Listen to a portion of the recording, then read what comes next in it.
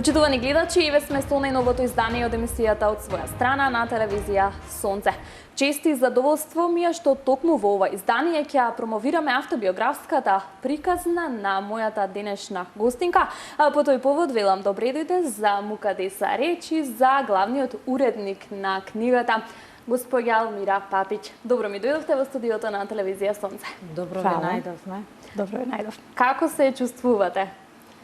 Пријатно и опуштено. Со оглед на тоа дека пред 30 на минути ја земавте во раце вашата книга Првенче, автобиографска приказна со наслов Друга шанса. Кажете ми какво е чувството? Па чувството е единствено. Со зборови ќе се обидам да го опишам, зашто пред 2 години не знаев дали денеска одека ќе седам. И затоа книгата и се вика Друга шанса, зашто сакам на сите да им кажам дека сите ние заслужуваме друга шанса и се треба да се избориме и никогаш да не се предадеме. Животот обично им дава втора шанса на, јас велам, на борците и на оние кои што храбро треба да ја зграбчат втората шанса. Што значеше за вас втората шанса? Па денеска, за жал, многу е распространета болест која секој мисли дека не се лекува. Ама еве, јас сум жив пример дека постои лек. Се работи за оболение рак, карцином, на дојка. Поминав кроз пекол, така да речам, и се обидов на некој начин тоа време да го олеснам, да го преработам, да живеам со тоа и почнав да пишувам. Најчесто пишував навечер, кога не можев да спијам.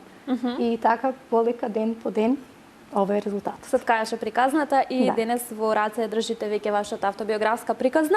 Родена овде во Велес, школувана овде, но веќе 30 години не живеете овде, живеете во Виена. Кажете ми, дали ви фали вашето родно место?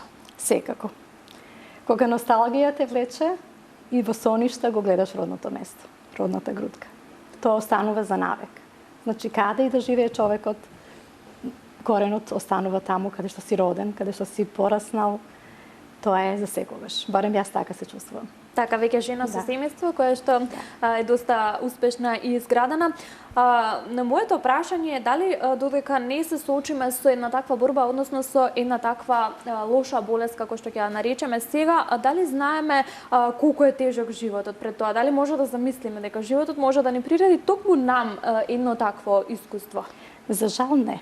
Баре мене тоа не би се случило, зашто човекот мисли дека животот тече, сите сакаме да доживееме некоја длабока старост, да доживееме децата да ни израснат, да се женат, мажат, да добиеме внучиња, ама одеднаш кога ќе те покоси една катастрофална... Така, ќе ве прекинем и доаѓа моментот со кој што треба да се соочиме и велиме што од сега. Многу ми е драго што вие успешно сте се избориле со таа болест и на доста емотивен и инспиративен начин успевате тоа да го доближите до сите оние жени, односно успевате да бидете поттик да се подигне свеста кај нас. Дали мислите дека жените се грижат за своето здравје? Еве, жените денес во 21 век го контролираат и се грижат за своето здравје. Мислам дека не е доволно. Затоа сакам и моја цел е со оваа книга да подстрекнам многу жени првенствено да мислат на себе. Зашто ако една жена функционира, функционира и целото семејство. Жените многу се потценуваат, не се прегледуваат редовно, ако нешто заболи, ај ќе помине, ќе биде, немој, би сакала да бидам помош, барем подстрек на тоа поле и да им помогнам на многу жени да гледаат на себе и да внимаваат на своето здравје. Колку беше предизвик да се работи како главен уредник на една ваква автобиографска приказна? Пред се да ви се заблагодариме што не поканивте и што сме дел од вашето студио, од вашата емисија. Кога го добив ракописот на Мукадеса и кога почнав првите страни да ги читам, тогаш помислив и реков да, тоа е приказната на секоја втора жена. За жал, секоја осма на светско ниво е заболена од карцином на дојка, бидејќи мојата мајка е почината од таа болест.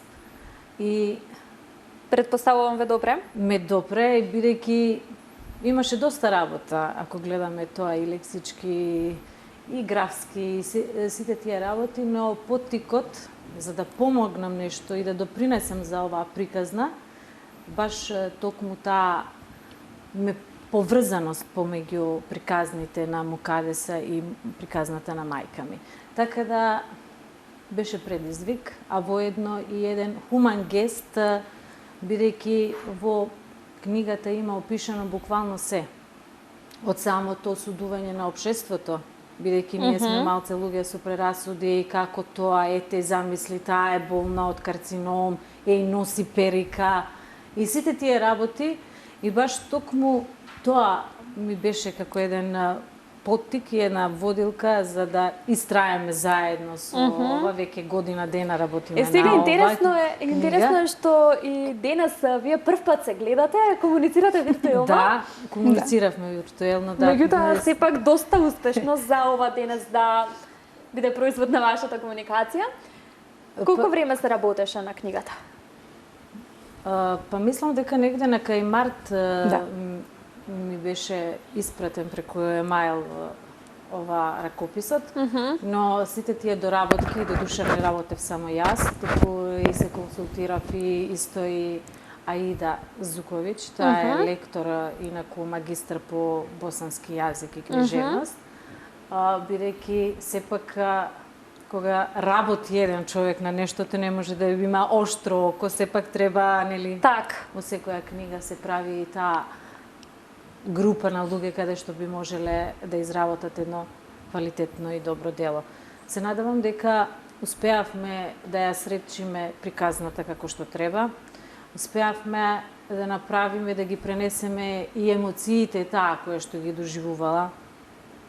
На еден начин имаме и самата борбеност која што Мукадеса ја има во таа книга, дека не требаме да бидеме затворени како во кутија, туку треба да гледаме проблемот во очи и да почнеме да буквално да го уништуваме тоа што нас не уништува. Јас сметам дека токму со тој оптимизам и таковиот позитивен став кон животот, можеби на полесен начин се изборуваме со болеста, со баката болест. Да. Токму така, па мислам дека и Мукадеса тоа го сакаше да го пренесе со ова. Значи, таа прима последна хемотерапија, доаѓа во Македонија.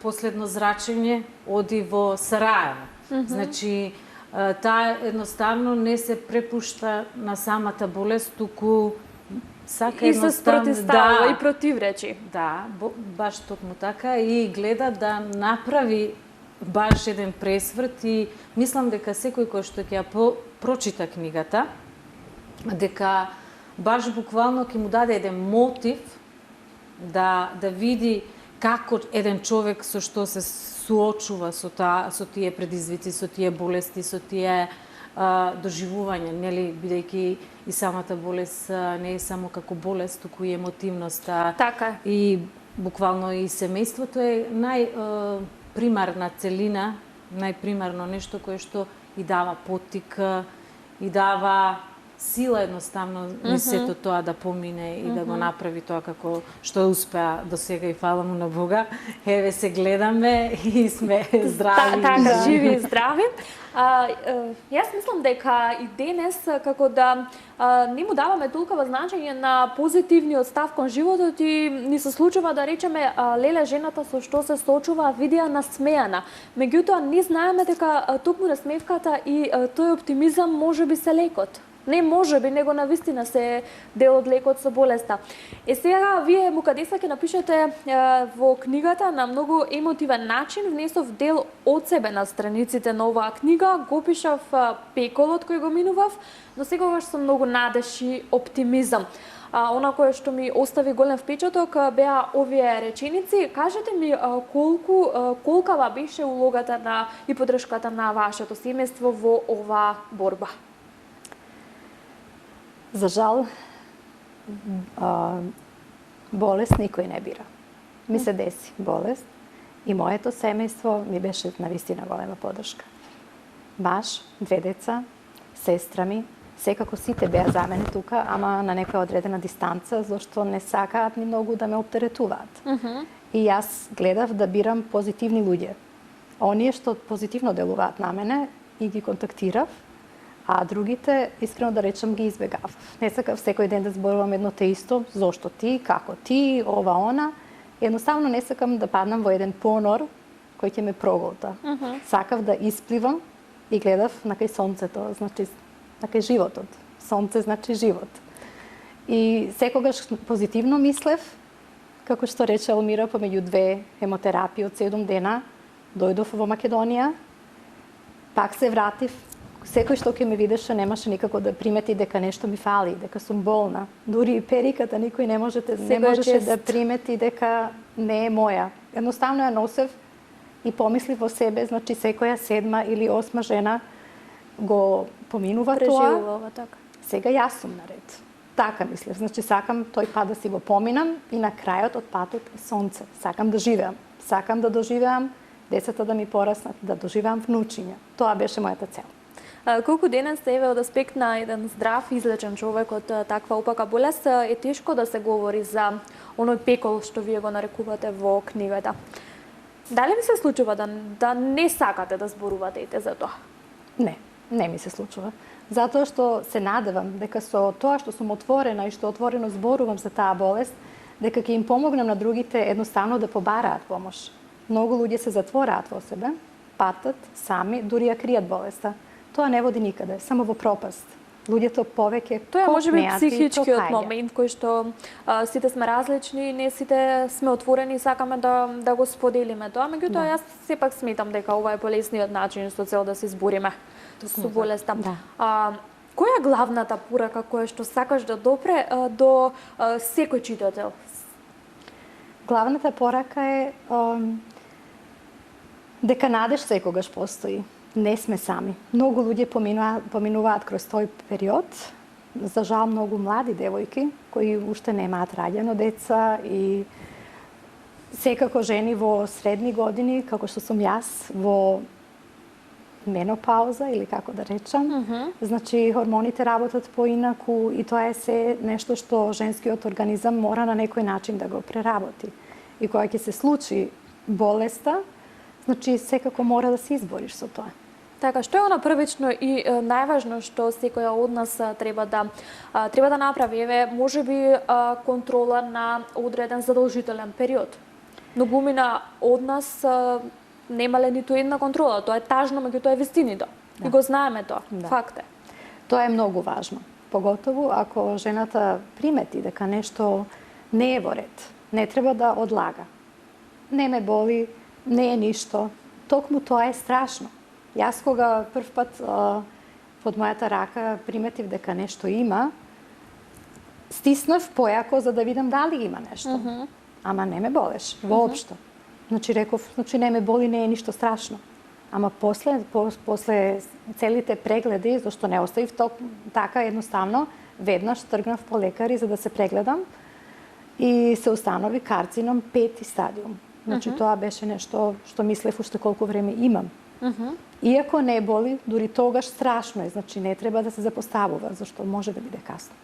Да, вие во еден наврат тоа и ќе го напишете во страниците на книгата, да го контролираат и да водат сметка за сопственото здравје, се додека не е доцта. Токму така. Така е. Ова ќе ја наречеме прва промоција на книгата Втора шанса или друга шанса. Ќе се одржи ли овде додека сте овде во Македонија официјална промоција на книгата? И каде планирате тоа да се случи? Па, планиравме сега во понеделник, ама за жал тоа не може да се случи затоа што јас доаѓам од Виена, од друга држава и заради оваа ситуација корона одложено е. Не ми дозволуваат. Ама ќе гледаме некако онлайн да се организираме и барем некои делови од книгата да се прочитат за да допреме до публиката, да видат дека животот тече и со таа болест. Значи, оди понатаму, само мора да гледаме во иднина и едноставно да сме борци да не се предаваме. Колку е тешко во ек на пандемија да се работи на вакви предизвици, на еве можеби промоции, можеби организација на самите книги? Да ви кажам, многу тешко. Бидејќи пред 2 дена направевме конференција, дали да биде со физичко присуство, дали да биде со онлайн преку Zoom, алатки овие, навистина многу е тешко, дури некогаш прекинува интернетот, сецка глас и тие работи, така да мислам дека подобра е физичката промоција. Имавме убави планови. Ке дојдат подобри да, времиња и јас знам дека токму ќе се така имавме реализираат. планови прво да ја промовираме книгата овдека во Скопје, па потоа во Велес, нели? Да. Во родното вие сте.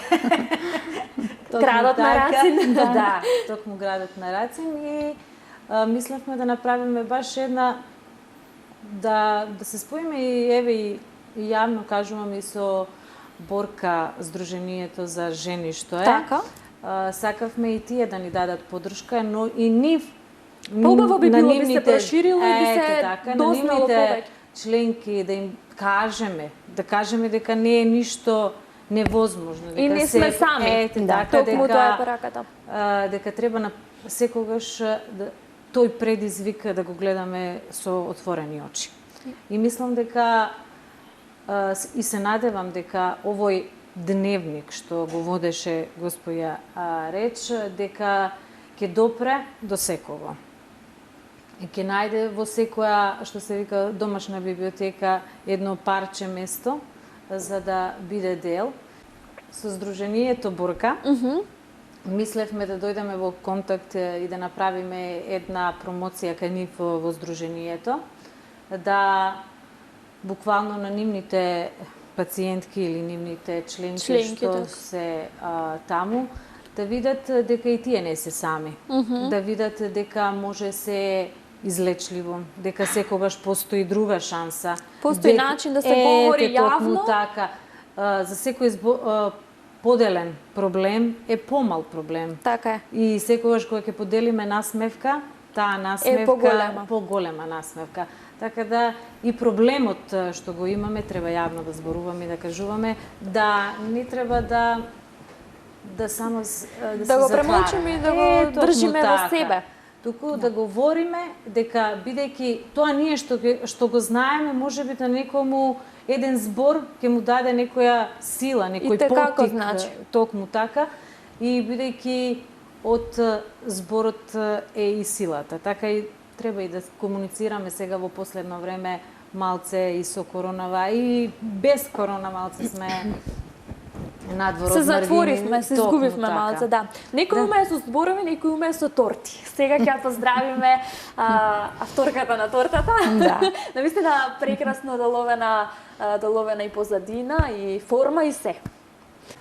Сакам да се заблагодарам од се срце на сладкарницата Бети од Велес, Бети Георгиева. Ме почасти со оваа прекрасна торта, во вид на книга. Друга шанса, знакот на заболени на Така, рак. станца. И секако изгледа како да е оригинал книга. Навистина Само што ние прекрасно. ќе се почастиме. Навистина И сакам прекрасно. стварно да се заблагодарам и може само да препорачам зашто вакви ремек дела прават само најдобрите сластичари. Така е. А јас овде ќе ви се заблагодарам што токму во мојата емисија ја имавме првата промоција на вашата автобиографска приказна. Ќе ви честитам на истрајноста, ќе ви честитам на борбата. Уште еднаш ќе кажам дека животот дава втори шанси само на борците, само на оние кои што храбро знаат да ги зграбчат.